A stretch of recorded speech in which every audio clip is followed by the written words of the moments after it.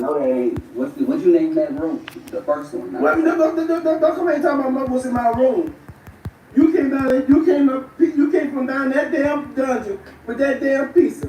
I didn't know the pizza was in the kitchen. I left it in the oven. I don't know. I was in my room. Where you supposed to put the pizza after you have it put there? You supposed to put it in the refrigerator or the oven.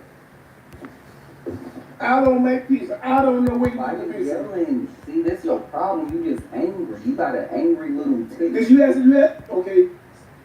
See, look, I knew it. I knew it. You saw that bug. I almost got it for you, but I didn't want to hit you. I was about to say, watch out. You caught that fucking bug out. You caught that bug out here. What? This bug been up here before I came up. That bug came out your motherfucking mouth. Because there was no bug. Because there was no damn bug in here. There was no bug in my room. I'll tell you something with your damn mouth when you brought that damn pizza up here. Now you keep your mouth closed. That's what you do. Keep your mouth closed. They're probably crawling up under that door. Oh, you don't fuck. Got a whole fucking nest. I'm sorry. No, you don't fuck them. See that? See that? I'm just listening. Just listen for my head. This is what. No. See hold on. See her? I'm gonna be scared because I'm gonna hold my own. No. I'm gonna hold my own. Give me one. You gonna do something? You probably can't say. My damn dude.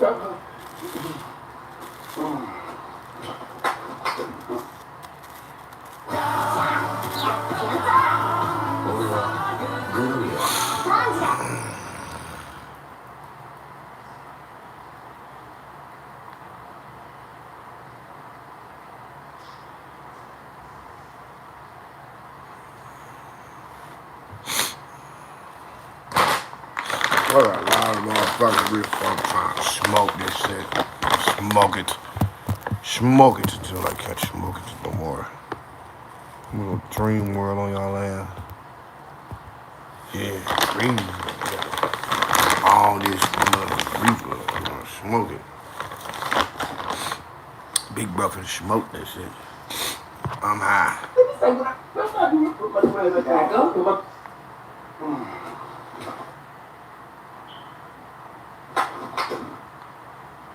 Just listen for my head.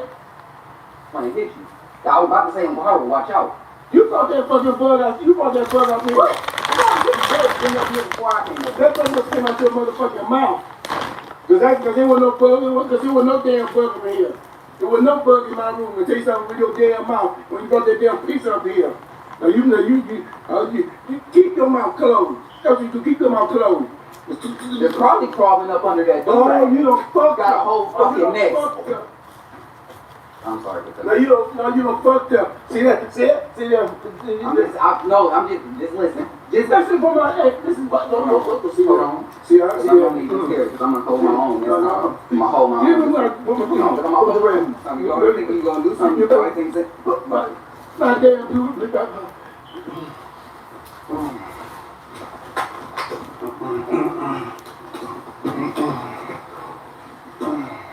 Alright. Don't do right back on. Nobody playing. Don't do right back on. Nobody playing. Nobody's scared. Nobody doing nothing. Don't do right back on. Let me say what I gotta say. You ain't gonna say shit. Let me say what I gotta say. You ain't gonna say shit. Let me say what I gotta say. Let me say what I. Let's not do it. I'm gonna do it back up. I'm meant to do that too. I'm gonna do that. I'm meant to do that too. I'm gonna do that. I'm meant to do that too. You ain't even really. Right, y'all. This is what I'm saying. He be thinking he's doing something. He not. He thinks somebody's scared of him and they not. You just want to act like the hawk and everything when you really horn swallow. Now listen to me. I'm right here. Just look. Okay. You go. Okay, just look. No. Okay. That did it. You don't put your hands on me. You don't put your hands on me. Then you don't feel it. Don't talk to me. I can't do that.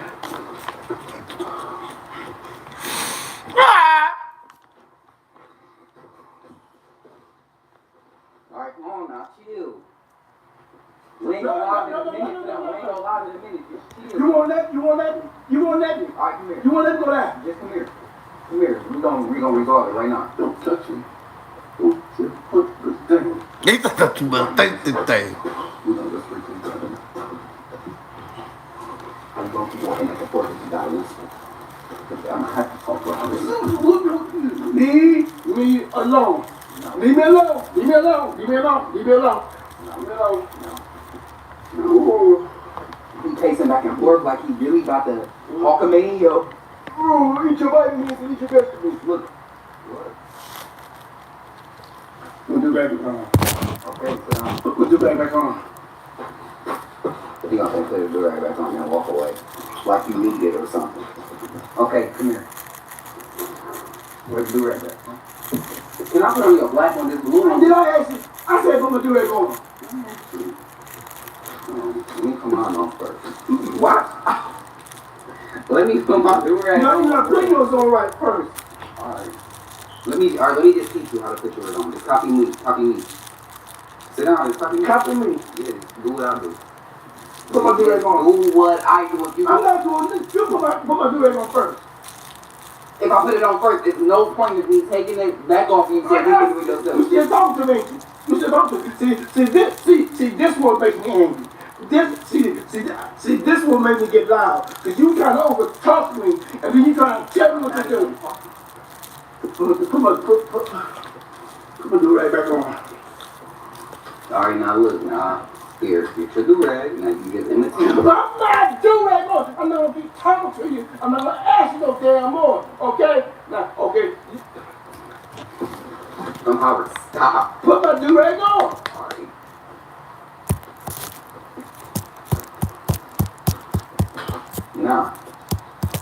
Now copy me, and we gonna Put my durag on. Put it on. You better put it on. okay. You better put it on now. Okay? I'm not going to ask you no damn more. Okay? I'm tired of keep asking you. Okay? Alright. Now I'm a clown like a motherfucking clown. I was some clown. Okay. Well, look, you can see my hair move. You want to do this? Do this at the same time. Do it at the same time. You hear it? Never thought to do this. Look. Like a helicopter. Did you see it? See, like this is because somebody just constantly keep advertising, day in, day out. But you're not putting it on.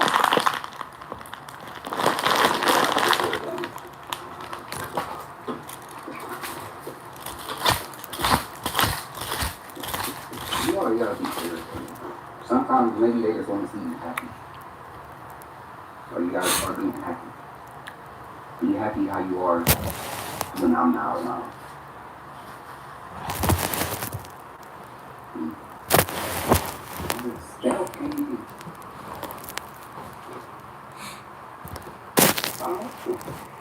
We gonna want you to put the do-rag on what you want.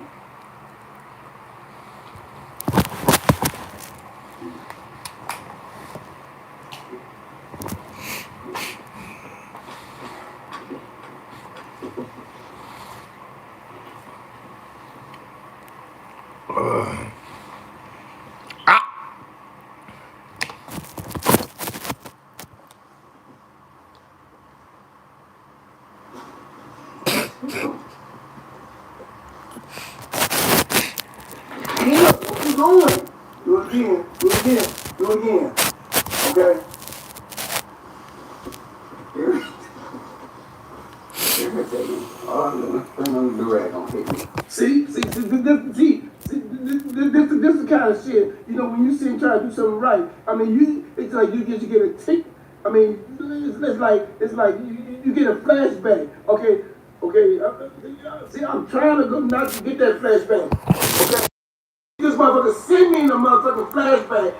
It's another fly. It's another fly. Sit down. Sit down. Get it, Another fly. get it, Get it. get it, Get it. get it, Get it. get it, get this fly. I can't.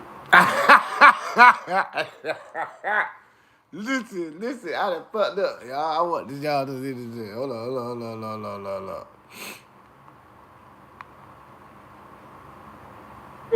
Okay, see, I'm trying to go not to get that flashback, okay? But you this motherfucker send me in a motherfucking flashback. What this? It's another fly. It's another fly. Sit down. Sit down. Get it, Another fly. get it, Get it. get it, Get it. get it.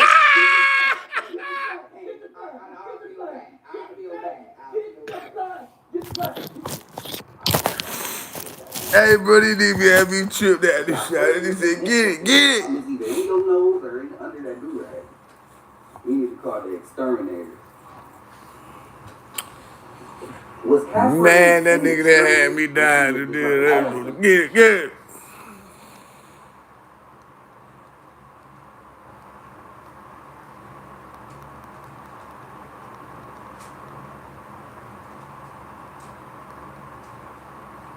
Hey, bro, what the fuck going on with Beyonce, y'all? Proxima B. And so what's the story? We have lost sync with the nature and we think that is our nature. Because the difference between what is you and what is the other comes down in the light, in the night, where there is no light, everything merges in our experience. Before you fall dead, is it not important? You experience this life in this fullest possible scale. We have developed a psychological structure which has got nothing to do with life. So,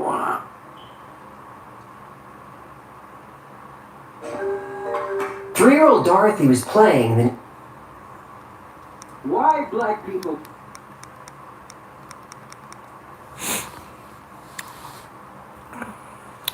Smoke, choke till your lungs fall out.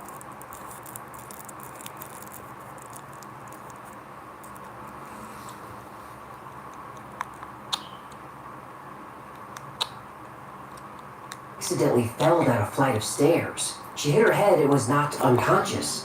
When her parents found her, she wasn't breathing. They called a doctor who rushed over immediately. Dorothy's mother broke down when the doctor said there was nothing he could do. Her little girl was dead. The doctor left and returned an hour later with Dorothy's death certificate and gently discussed arrangements for the little girl's body. But during this conversation, shuffling was heard coming from Dorothy's room. They ran upstairs and there she was, playing in her room like nothing happened. The doctor examined her again. There was no sign of injury. He had no explanation. He said it appeared as if Dorothy had come back from the dead. He didn't realize how right he was.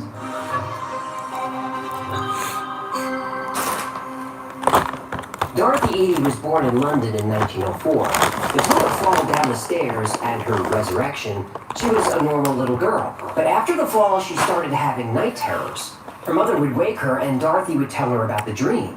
She was living in a huge columned building surrounded by trees and green gardens. It was always the same dream, and Dorothy would tell her mother the same thing. I want to go home. When her mother would tell her that she is home, Dorothy would become frustrated and depressed. Sometimes Dorothy's parents would find her pouting under the dining room table. They'd ask what's wrong, and it was always the same answer. I want to go home. When she was asked where home was, Dorothy would say she didn't know. She just knew she wanted to get back there. After the fall, Dorothy would occasionally speak with a heavy foreign accent. This was so unsettling that Dorothy's parents had trouble finding a sitter. When Dorothy was 4, her parents planned a day at the British Museum. They couldn't find anyone to watch their daughter, so they brought her along.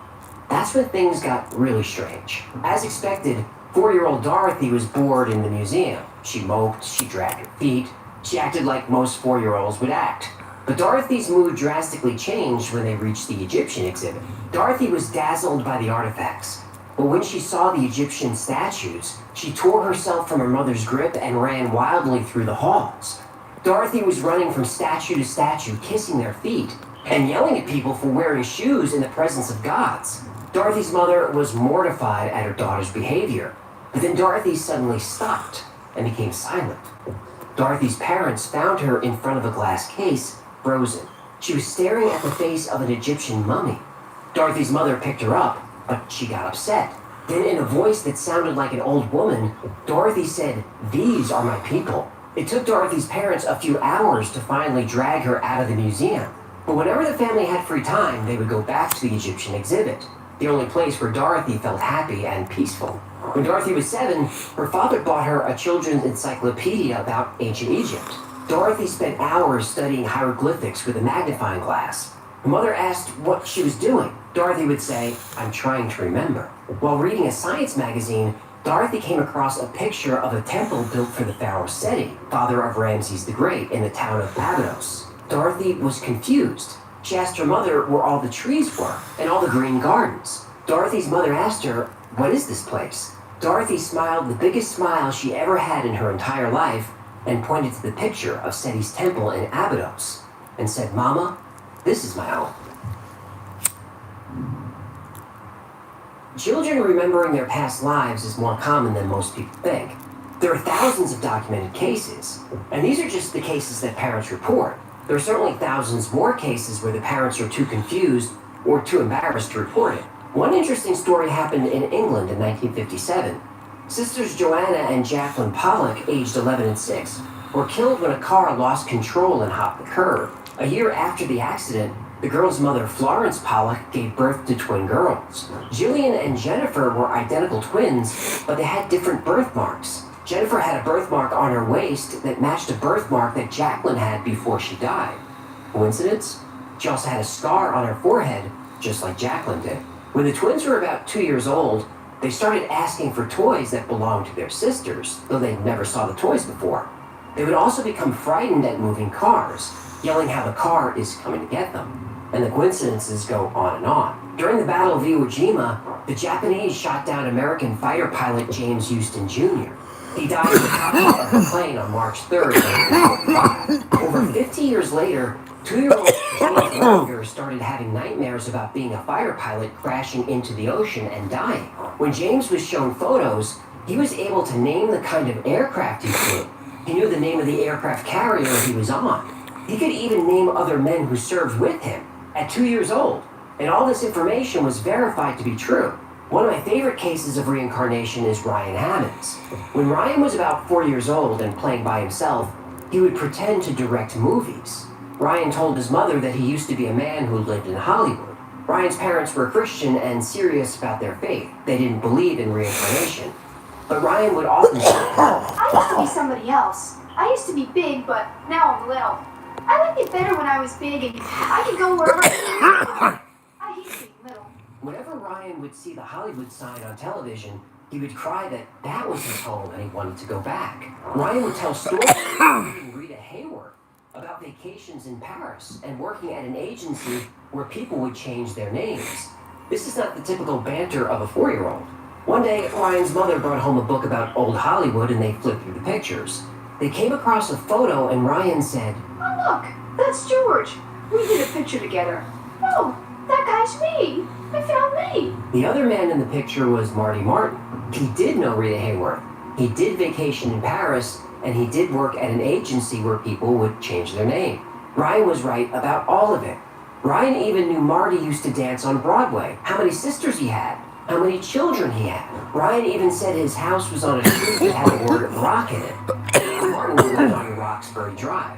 Marty's family was able to confirm 55 separate facts that Ryan got correct at 4 years old.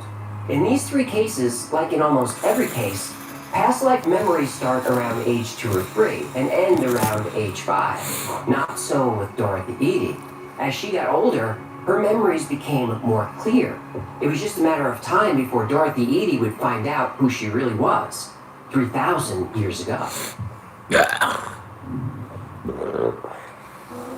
I'm recruiting fans who stay focused and never miss a play.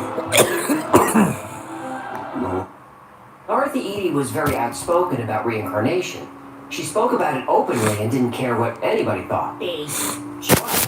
And this was a problem for a teenage girl in the 1920s. Her parents tolerated what they thought was just an eccentricity, but other people weren't so forgiving. One Sunday afternoon, a priest showed up at the Eady's door. The priest said that Dorothy was no longer welcome at Sunday school. She refused to sing a hymn that spoke poorly about Egypt. But the last straw was when Dorothy argued with the Sunday school teacher that Christianity was based on the old religion of Egypt. Yeah, but wasn't it? Well, that's debatable, but there's plenty of evidence that it was. And here come the comments from the Christians. Dorothy had been spending so much time in the British Museum that Egyptologist Sir E.A. Wallace Budge got to know her and started teaching her how to read hieroglyphics. Unsurprisingly, she picked it up very quickly, freakishly quickly. Dorothy's dreams continued this whole time, though now that she knew what was happening, she wasn't frightened anymore. When Dorothy was about 6 she would wake up in the middle of the night almost every night. She heard the voice of a man named Hora, who asked her to write down everything he said. She would then go into a trance, neither sleeping nor awake, and scribble notes and hieroglyphics. When she woke up, she had no idea what she had written. It wasn't even her handwriting. And after a year of this, she had 70 handwritten pages. She was finally able to piece together that this was the story of her life in ancient Egypt. She was an Egyptian woman named Mentreshet, born in the town of Abydos. She came from a humble background. Her father was a soldier who served during Seti I's reign. Her mother was a vegetable seller. When Mentreshet was 2 years old, her mother died. Unable to care for her, Mentreshet's father placed her in the temple of Kom El Sultan, where she would be raised to become a priestess. When she was 12 years old, Mentreshet was given two choices. She could either leave the temple and go out into the world on her own, or become a consecrated virgin and stay at the temple. Mentreshet decided to take the vows. A few years later, she met Pharaoh Seti I, and they had an affair. When she became pregnant with the child of the pharaoh, she had no choice but to tell the high priest about her relationship with Seti I. The high priest told her that her sin against Isis was so severe that she would be tried and likely sentenced to death. In order to protect the pharaoh from a scandal, Mentreshet avoided the trial by taking her own life. Dorothy finally understood everything that was happening to her. For the next few years, she worked at various jobs at a theater owned by her parents. But then she got her big break in 1931. A position opened up in London writing for an Egyptian public relations magazine. The 30s were a tricky time in Egypt. Though it was officially declared independent from the United Kingdom in 1922, the UK was still heavily involved in the governing of the country. Dorothy used her new position at the magazine to advocate for Egyptian nationalism and full independence. While working for the magazine, she began corresponding with a wealthy Egyptian man named Mcguid. In 1933, Mcguid proposed. She accepted and finally traveled to Egypt for the first time in her life. The first time in this life. Right. And when she stepped off the boat in Cairo, she fell to her knees and kissed the ground. She wept and said, "I'm finally home." And if Dorothy Eady really was reincarnated, now she'd have a chance to prove it. Dorothy's marriage was off to a rocky start. Her husband's family was wealthy and didn't like how open Dorothy was about her past life. She was more committed to Egyptian culture than her husband's family was, and she was outspoken about it. After a few years, Dorothy and Mcguid divorced, but not before she gave birth to a son, who she named Seti. Wasn't Seti the guy she was, partying with back in the day? Yup. So she names her kid after the ex? That's bad form. I hadn't thought of it that way. Well, that's like what you pay me for, man. So Dorothy Eady changed her name to Seti, which means Egypt. She took a job with Egypt's antiquities. She was the first woman ever hired, but she quickly made a name for herself as a respected scholar. She published essays and articles about ancient Egypt. She translated documents and hieroglyphics. Though Dorothy Eady had no formal training, she became known as an expert in the field. Finally, in 1952, Dorothy was able to take a job in Abydos, the town where she believed she lived. In Abydos, she became known as an eccentric by the locals. She observed ancient Egyptian religion. She walked barefoot everywhere, and she would spend her nights praying and sleeping in the Egyptian temples. In 1957, the new chief of antiquities wanted to test Dorothy. He admitted that she had an uncanny understanding about the ancient Egyptian culture, but he didn't really believe she lived in the Temple of Seti thousands of years ago. So one night, he escorted her to the temple. The only light they had was a torch. He then asked her to take him to different parts of the temple. At this point, nothing had been published about the layout of the temple, and Dorothy had never been there before. In this life. Right. Dorothy was able to guide her through where he asked to go. With no map and no light, she knew every inch of the temple. After his sixth attempt to stump her, he gave up. One of her recurring dreams, or memories, depending on what you believe, was of the gardens of the Temple of Seti, but those had not yet been discovered by archaeologists. Dorothy told scientists where to find the gardens. They excavated, and they found it. She said if they dug on the north side of the temple in a specific spot, they would find a hidden tunnel. Sure enough, the tunnel was there. In 1964, she turned 60 years old. And by Egyptian law, she was supposed to retire. But not only was she the first woman hired by the Department of Antiquities, she was given special permission to keep working. She was too valuable of a resource to let go. Egyptologists couldn't explain how, but she was able to make countless discoveries just by remembering. Though her specialty was the Temple of Seti I in Abydos, she did claim to have knowledge of other ancient Egyptian sites. For example, she said the lost tomb of Nefertiti was underneath the tomb of her stepson, Tutankhamun. Ooh, was she under King Tut? Well, Dorothy made this claim in 1972. Tutankhamun's tomb was found in 1922. Though the tomb had been studied for 50 years, there was no evidence of a Now, how we know that lady didn't go in that motherfucking tomb when them folk went in the tomb? She about the same age as them niggas that went in that tomb when they went in that tomb the first time. There was a chamber right where she said it would be. She also That's said crazy. there was a small library underneath one of the feet of the Sphinx. Okay, my turn. Go ahead. She said there's a room under the Sphinx. Nobody believes her. Years later, they do a scan, and bada bing, bada boom, there's a room down there. Yup. Yahtzee! Ain't no motherfucking coincidence. Facial paralysis happens for That's crazy. Ain't no motherfucking coincidence. The healthy woman, which I accept as 100. About 30% of Americans. Either she knew that room was down there, period. And she lying about being from in the past. Just put some sprinkle on it. Reincarnation is viewed Well, she differently. probably is. It's essential part of Hinduism, living a Buddhism, reincarnated and life. Sikhism, and several other religions. For about a quarter of the world's population, almost 2 billion people, reincarnation is a central belief. The Dalai Lama, the spiritual leader of Tibetan Buddhism, is said to be the reincarnation of Pema Dorji, the first Dalai Lama who died in 1474. The current Dalai Lama, who was born in 1935, is the 14th incarnation of Pema Dorji.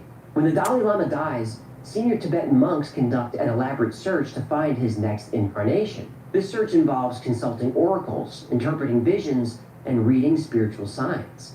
The senior monks may find clues from the deceased body of the Dalai Lama, such as the direction it faces. If the body is cremated, the direction of the smoke is monitored as a potential indicator for the direction of the rebirth. The current Dalai Lama was found at the age of 2 after a senior monk saw his village and house in a vision. The boy, then named Lama Thundup, was able to identify items that belonged to the previous Dalai Lama, including a drum used for rituals and a walking stick.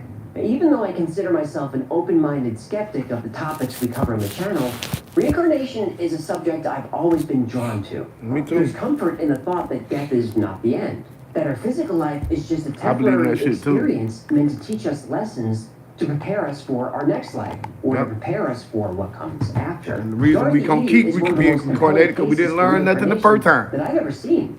But is this really evidence? Skeptics will point out that while Dorothy Eady was able to identify many Egyptian tombs, tunnels, and rooms, she also got plenty of things wrong. And some believe that when Dorothy hit her head falling down the stairs, she injured her brain.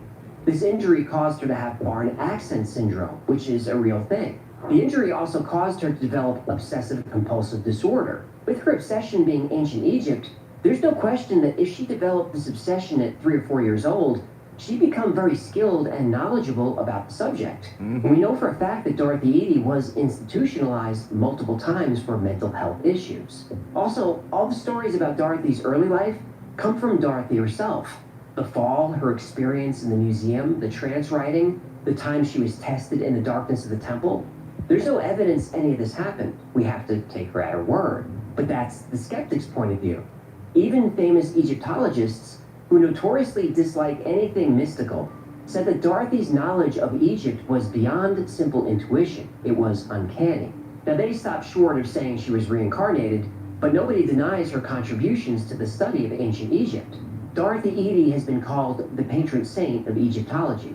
She lived out her remaining years near Abydos, walking distance to the Seti's temple, the place since childhood that she considered home. She finally died in 1981. But I can't help but wonder, is there a child out there somewhere right now, having dreams and visions she can't explain? Visions of a green garden in the desert, visions of an oasis, once again, calling her home. Thank you so much for hanging out with me today. My name is That shit scared me. This has been White Files. I've been having dreams about this shit too. Do us a favor and like, subscribe, comment, and share. That stuff really helps. And like most topics we cover, Don't believe me, I'm just high here. I'm just geeked up.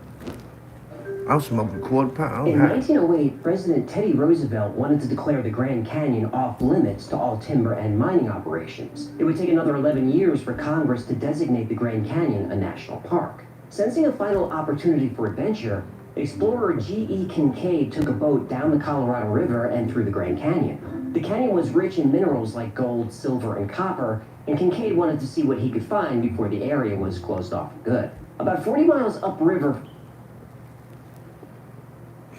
I'm motherfucking high. I don't know what the fuck it. I don't know. I'm high. I'm talking about, bro. I'm so motherfucking high, bro. Man. Shit. Bro, I'm high. I'm fucking high. Shit. God damn it.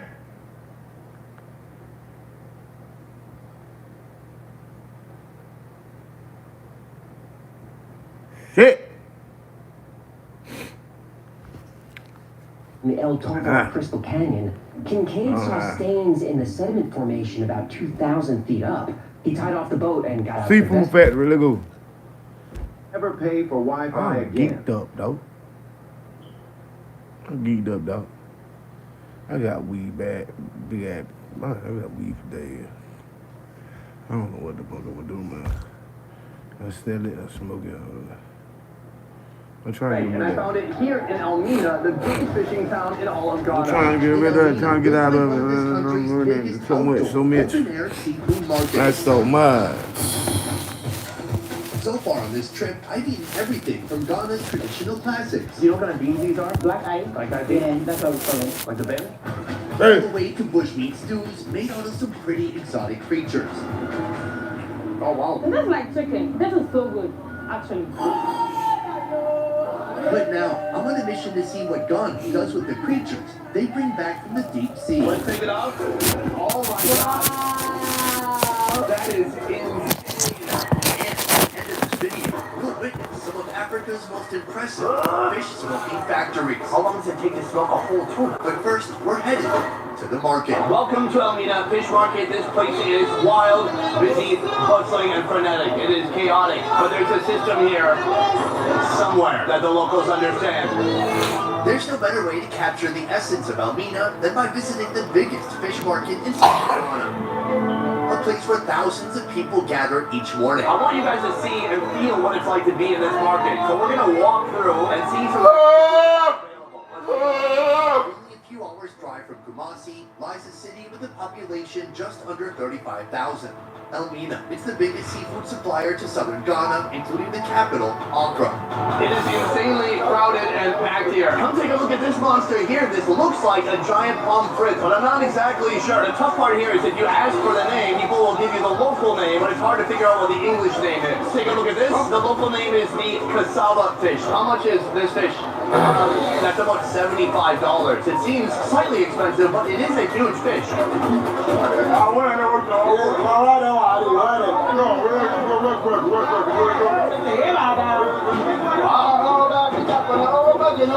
Everybody has an opinion, I love it. When the small percentage of folks in Ghana produce most of the meat eaten in the country, well, it's pretty serious business. That is a giant yellowfin tuna. This thing must weigh 150 pounds. Oh, look, she covered it up. Now we can't see it. Though I've not brought it up until now, it's not been uncommon to experience something like this during our visit to Ghana. The fish is wearing a hat. Why would the fish wear a hat? I don't understand. Temperamental sellers, material merchants, and folks who are willing to fight if you point a camera in their direction. That's what happened to us, and you'll see it by the end of this video. On this side of the market, you can see all the boats have come in. That nigga said, West Side. It's Africa, nigga. In Africa, that nigga said, West Side. In Africa. That's crazy. In Africa, that nigga just throw the West Side up on the camera and leave like this.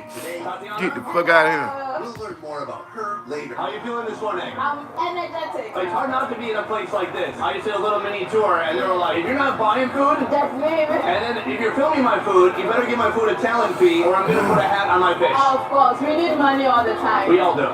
It's understandable. The market activates as 5 a.m. They begin returning after a long day's work or even a long week at sea, where fishermen hope to catch anything that swims. The fishermen, are they selling to other sellers? Yes, a fisherman will give you the price, his price. If you are good with bargaining, you get lower price. So it's all about walking around and negotiating. Yes. Here, you'll find everything from popular species like snapper, tuna, and squid, to the more exotic creatures you'd never spot at the freezer section of a Costco. Think needlefish, hammerhead shark, and even this. This is a shovel-nosed ray, and you're also selling what looks to be a bunch of spotted stingrays. Why are you exclusively in the ray business? So she says it's lucrative. She gets more money from this one. When she gets some from the fisherman, she sells this. When she doesn't, she sells crabs. What kind of dishes is this used for? You can use it for stew, soups, gravy, anything. But every now and then, there are catches that steal the show and grab everyone's attention. Hello, ma'am. I'm speaking to you from the other side of the biggest fish I've ever seen in my life. Did you buy this fish? Yes. Can we reveal it? Yes, you can. Let's take it off. Oh my Wow. God. So it's a giant swordfish. How much do you think this weighs? They don't scale it. They sell it with how long and big it is. So how much would you sell it for? 10,000 cedis. That seems like a pretty good value. I think so. Thank you so much for showing me this. I think it's a little bit more than we need today. Yes. The market goes strong until midday, when the sun gets too hot to handle.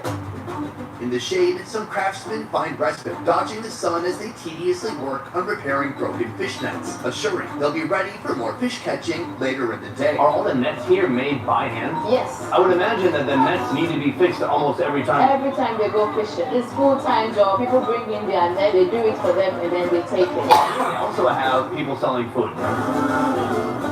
This is tomato fish stew, but the locals call it fonte fonte. It's made with fried red fish, simmered in a rich stew of tomatoes, onions, garlic, chili pepper, and palm oil.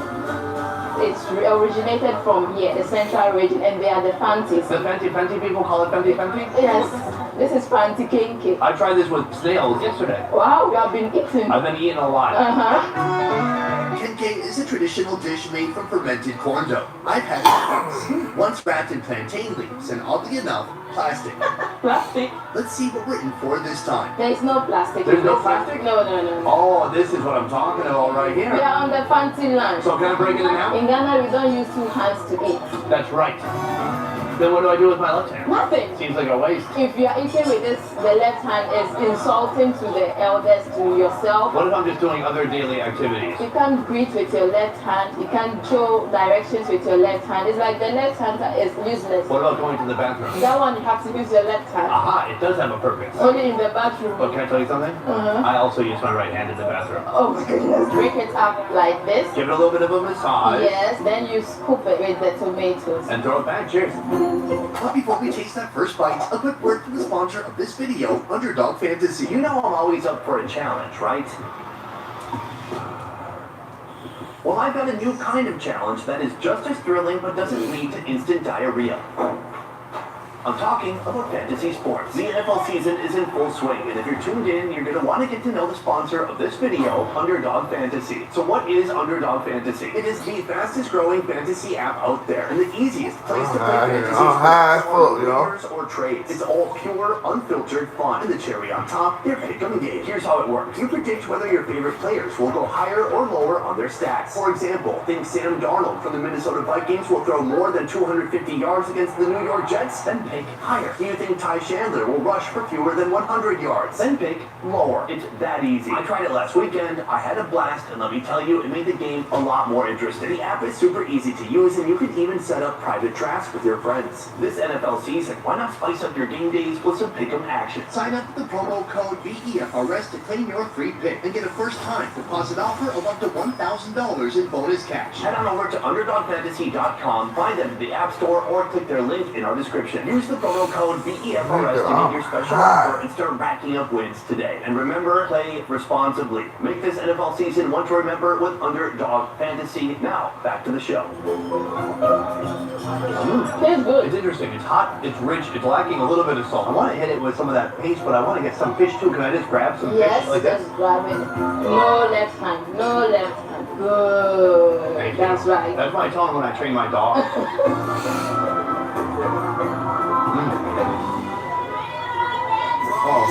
I gotta say, the fish is actually quite nice. You do have to be careful to dodge the bones. Very careful. And this is a fresh fish, right? From the sea. I don't mean freshwater fish. I mean a fish that has not been smoked. No. And so one of our missions today is to see this epic traditional way of preserving fish here, and that is by smoking. Ghanaian food has some of the most deep, complex flavors I've experienced in Africa. Flavors largely attributed to smoked fish, a crucial part of Ghanaian cuisine. Smoking also extends the fish's shelf life and makes it easier to transport. But the way that folks here in Elmina smoke the fish is something magical. With fish piling up at the market and with the lack of refrigeration, savvy fish smokers bargain for the best bulk buys, then head back to fire up their outdoor open-air smokers. This is a job done by women, and it starts with water and a spark. First, the fish are soaked in water to clean them. At the same time, fires are lit under several brick ovens, stoking the flame, increasing the wafts of smoke set to penetrate a variety of seafood offerings. They have small baitfish, hakefish with their mouths fixed to their own tails, and mighty tuna, gutted and propped up on grates for hours and hours. In the meantime, Tatiana and I, these tiny smoked fish are transformed into Ghanaian chili oil, an incredibly savory flavoring agent known as shito. And you're gonna see it. I have to get demonetized here. It's S-H-I-T-O. Yes. The O is very important. Meet Nana Ama, the owner and cook of this chop bar. Thank you for having us. Welcome. A chop bar that's been around for over 50 years. I'm still trying to figure Shito. out the definition because I've H-I-H-T-O. But you have 4 walls here. Why is this a chop bar and not a restaurant? I think when you come here, you get the idea of the sort of how the food is being presented. You can stand here and then point at food you want to choose. But when you go to a normal restaurant, it's fancy, expensive. Today you prepared something very special for us and some things I've not had before. This is called bambu. Yeah. This is another staple starch on a long list of local carbohydrate options. Yeah. It's made by mixing fermented corn dough Yeah, into yeah. sourdough with water to create a batter. Sprinkle on some salt, then cook it while stirring continuously until the porridge thickens, transforming it from a grainy consistency into something smooth and satisfying. My mashed potato. It has a nice sticky texture. It's a little bit like cooled down mashed potatoes, but slightly sour. Obviously, the carbohydrates, not much flavor. But there's this one condiment I've seen in almost every food here in Ghana. Chito is the premier flavor-enhancing hot sauce of Ghana. This chop bar makes it by blending together onions, ginger, green habanero peppers, and garlic, plus a splash of water to help smooth things out. It's almost like Ghanaian chili sauce. Yes. People here call it a pepper sauce. For us, you just say shito. Shito. Shito. This is good. It's like you're hyping each other up. S-H-I-T-O. Shito. Then it cooks until everything binds together.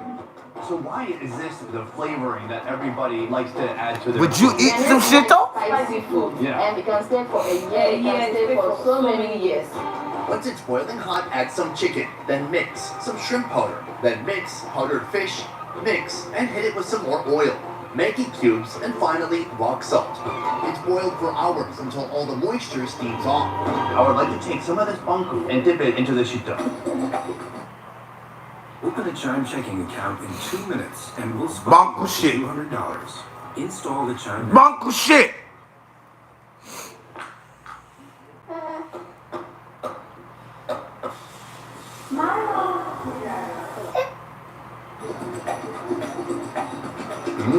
That's the best one I've had so far. That's really good. Do you need water? No, no water. I can handle the pepper. There are waves of flavor. Oh, my mouth is on fire now. You need water. It has that umami flavor from the shrimp and from the fish, but with the pepper, it has waves of heat. I'm starting to see why you put this on everything. Everything. It goes with everything. Speaking of, I'm going to remove these vegetables. One hand. Oh, sorry. With one hand. Last but not least, the star protein of this meal, tilapia. First, a marinade made by blending onions, ginger, green habanero peppers, and garlic. Scale the tilapia, score their flesh, slicing to the bone, then smother each fish with those powerful flavors. Finally, deep fry the marinated tilapia until they reach crispy golden perfection. The banku, the fish, and shito come together in a dish that's beloved throughout Ghana. The tilapia is amazing. The inside is kind of fleshy and steamed feeling, where the outside is more crunchy. And then when you pair it with that delicious sauce, you get so much spice, so much savoriness. So you can do a combination. Alright, so fish, panko, yes, some onion, dip it in the sauce, and then tomatoes. Good. Wow! This is some of the best food I've had in Ghana. I can't believe it. This is a great lunch. Your restaurant here, I heard before we got here, the power was off when we got here. But somebody told me you had to like prepay the power. Kind of like prepaying for a phone or something. Yes. We have our electricity machine over there. When they give you a card, you put some money on it. The amount of money you put on it is going to determine the electricity you have for the month. And then even after you pay for it, it still might go up. Yes, if your money is not enough. One of them over there, man. You work in these types of conditions. What is your thought process? Marijuana. Sometimes you have to find the ingredient that you'll be using to prepare the soup, the blender. Imagine how you are going to use that. And you have to keep going. You have to keep going. There's no other. All marijuana national. You have to keep going. You hear the deal? This ain't fake marijuana, this real marijuana. To survive. That's what you smell. I'm telling you. All marijuana stink. I say to myself, nothing. All that national. And then the fact that when you smoke it, you get addicted to it. That's all it is, bro. All that shit nasty as fuck. That's some nasty, bro. A bit more money? I'm coming. All that marijuana is nasty, bro. I wish I wasn't ever smoking. Real shit. No, I'll put them dice back. After a tasty meal, we're back to the Smokehouse. I don't want to hear nothing about you going to school playing dice. And that lady already talking about, listen, I don't want you to fuck up no more, bro. That lady talking about trying to Bruno. Do you know what that is, bro? That's jail, bro. I need you not to fuck up no more, bro. When you go back to school, bro, you need to be doing what the fuck they told you to do. Stop hanging around these niggas. When you go to jail, they ain't gonna be around, bro. I'm telling you this, son. It can take anywhere from 1 to 3 days for the Let fish these niggas know, bro. I can't chill around y'all, bro. It's not really that. The water has to drain. Don't tell them when they can get mad. Let them know, listen, bro. I can't fuck up my life, bro. So this is the smoke version of that. I'm gonna try to rip off a little fillet here. That looks nice. Real shit, I'm doing good in school, bro. I can't be doing that. The bones are crunchy. I like it. No seasonings or anything like that, but it's a natural flavor with some smoke imbued along the fish. It's quite nice. Now, is that completely done, or would you smoke these a little bit longer? It's not really done. She will have to turn it up and then. Back been gone. How are you doing there with the He smoke? been with home. Yeah, I think we're getting smoked Yeah. at this point. So, I love what you're doing here. Yeah, he been with We're home. making some food with your smoked fish here, and I can't wait to try it out. Let's do that.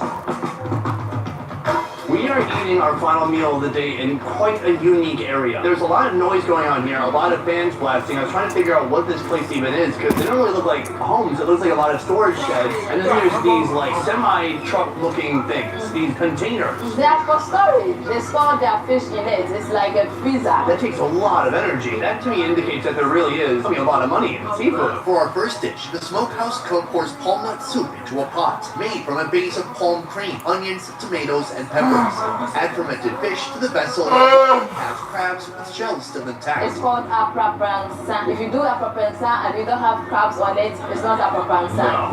Absolutely not. This seems like another carbohydrate, except for it's brown. This is something I'm not tried yet. Palm nut soup and then corn flour. Once my crabs finish cooking, they're removed I need my iPhone charger. I'm gonna go get the school now. Add corn flour and stir until the don't mixture work, becomes thick. if you don't work, This I'm forms gonna the need base my of the iPhone sacred charger. dish. A dish of the Gadongme people that dates back to ancient Ghana. Oh, wow. The texture is like pumpkin pie. Cheers. Yes. It's kind of like a loose cornbread, the texture. But heavy, oily, a little savory. It's got more flavor than other hard dishes here in Ghana. But how do you eat that with crab? Are you chewing the whole shell right now? Why are you using 2 hands? 1. Thank you for saying on me about that. Oh yeah, that works. You chew it and you eat it? Some people swallow it, but I throw it away. This crab is full of flavor. This is much more delicious than I expected. It's full of savory flavors, tons of spices. That's really good. It's spicy with ginger, garlic, onion, and some pepper. I swallowed it. Great. Yeah, thank you. This is a coastal city, but so is Accra. What do you think really separates this place from Accra? When it comes to Elmina, you get that vibe of the slavery because everything started from here. We have Elmina Castle where we had the Portuguese come to slave our forefathers. So when you come here, it's very historical. Even though in Accra there were some other castles over there, but here is the main place everything started in West Africa. So this place is steeped in history. Very. Do you see that with the food too? Yes, of course. We grew up eating this kind of food and it's defined us. The fish is like the main job for the people of Elmina to cater for their family and so on. For our second dish, we start by boiling habanero peppers. Nah, my shit burning. Soft, these vegetables are ground into a paste. In a pot, she heats up red palm oil and adds sliced onions. Not responsible for nobody else shit, bro. In the smokehouse. Pour this mixture into the grinding bowl with the ground veggies. Finally, top Hey, it guys. off with smoked tuna alongside some soft boiled yams. This is mponto. Oh, it's mine, mine. And then we have yam. Do we use this to dip into here? Yes. All right. So. One hand. We're in Ghana. Good. Oh wow, this is kind of hard. It's not that soft actually. I want to start with the greens here. Oh, that's good. That's really good. Wow, it's such a blend. The veggies are really fresh, but it's heavy at the same time. This is one of my favorite things too. We're finishing strong. I'm gonna get a load of these greens on my yam. I've got smoked tuna. Cheers. The fish is dense and then it has so much flavor. It's so smoky and it pairs so beautifully with the green leaves. It's really wonderful. I think Ghana has been one of my favorite countries for African food, for sure. And I can see there's a lot of like culinary merit, complicated dishes, these iconic condiments that have withstood the test of time and that are found all over the country and adored by everybody. So much so that if it's not there, people feel like something's missing. Yes. Oh wait, what is it? Holy shit. Are you gonna make it through? It was in this moment that our camera swung back to catch a glimpse of an approaching three-wheel cart. The man in the orange vest jumped off the vehicle and approached my cameraman. Hey.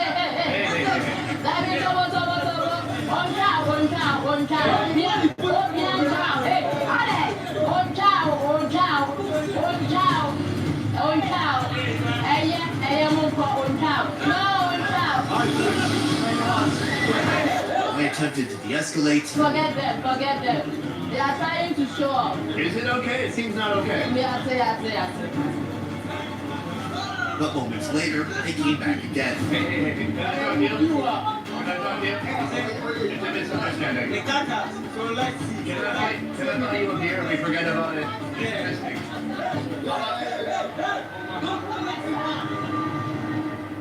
After a while, they lose steam and head out. Hey, somebody just tried to fight us. What happened? Yes, I don't know what they want. Sure. What are the chances that he actually punches one of us? You can never do that. Just talk, right? Yes. Now what are you gonna do? I wish I could say this was the first and only time we'd experienced hostility like this in Ghana, but it wasn't. That's what makes this a complicated place. When it comes to folks here, some are ready to scrap at the drop of a hat. While some have a heart so pure, it almost makes your own heart ache. Whenever I'm filming outside my comfort zone, if you talk, I'll just tell you that I'm not taking any video of you, so just leave. Something people watching now may not know about you is actually you grew up most of your life not in Ghana. No. When you were 11, you moved to Italy and you lived there most of your life. Oh, yes. Being outside of Ghana for so long, then coming back, what is it that stands out about Ghana that you love so much? Me being a content creator, I like to showcase what I didn't get growing up. So me coming here made me understand first my language well, second the people around, and then thirdly the food. For me, Ghana is a fascinating place. I would say this country is not for the weak. No, not at all. With that said, I'm extremely grateful, and this was an extremely delicious meal, so I'm glad I could share it with you. Thank you. Thank you too. For more fun food videos, join me at more Best Ever Food Review Show, a channel that's unfiltered. Quality and twice the fun. Can you walk away and come back? Oh, look, the server. Subscribe now and you probably won't regret it. He's like, stop it! Stop! And then you're like, hold on, I'm getting focused. This is much more delicious than I expected. Sorry, I said delicious, like Mike Tyson. We use cocoyam leaves to do it. And then these leaves are poisonous when not cooked. Right. Yes. I don't know any man that would go out that way. I'm not going to eat a suicide salad. How'd Sonny kill himself? He ate a salad. That just doesn't... I'd rather go out like Kurt Cobain. Well, guys, that's the end of video 5 and the end of our series here in Ghana. I want to say a huge thank you to all of the hosts and people involved, including the local production team, everybody who made this trip happen. And today, a very special thanks to Tatiana next to me. Shake that hand. You're welcome.